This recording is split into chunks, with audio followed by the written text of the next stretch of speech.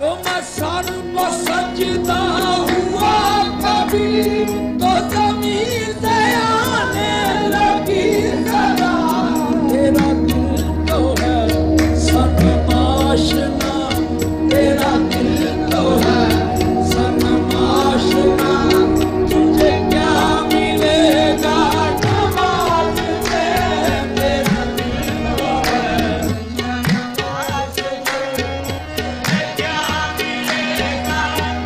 آشنا، میں جو سر بسجدہ ہوا کبھی تو زمین سے آنے لگی صدا، تیرا دل تو ہے صنم آشنا، تجھے کیا ملے گا نماز میں۔ جب تک کہ وہ دل نرم نہ ہوا، جب تک کہ دل سے وہ امراض نہیں نکلے، اب ہدایت کا کام دے گا وہ، اب در حقیقت تمہارے لیے رہنما بنے گا، ہدم و رحمت للمومنین، اور اہل ایمان کے لیے وہ گویا کہ رحمت بنے گا قیامت کے دن۔ آج یہ ابو حدیث بھی پڑھیں گے، یہ قرآن شفاعت بھی کرے گا ہمارے لیے۔ اور اس کے بعد فرمایا قل بفضل اللہ و برحمتہ، اے نبی ان سے کہہ دیجئے یہ اللہ کا بہت بڑا فضل ہے، اس کی بہت بڑی رحمت کا مظہر ہے یہ قرآن جو تمہیں عطا کیا گیا ہے۔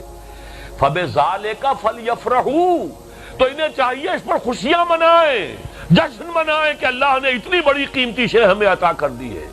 یعنی فرح کا لفظ عربی زبان میں اور قرآن میں خاص طور پر اچھے سینس میں نہیں آتا، یعنی کسی میں آدمی خوشی سے پھولے نہ سمانا، اترانا، یہ بہرحال ظاہر بات ہے، کوئی اچھی بات تو نہیں ہے۔ لا تفرح، یہ قارون سے بھی کہا تھا اس کی قوم نے، لا تفرح، دیکھو اس طرح اتراؤ مت اپنی دولت کے اوپر۔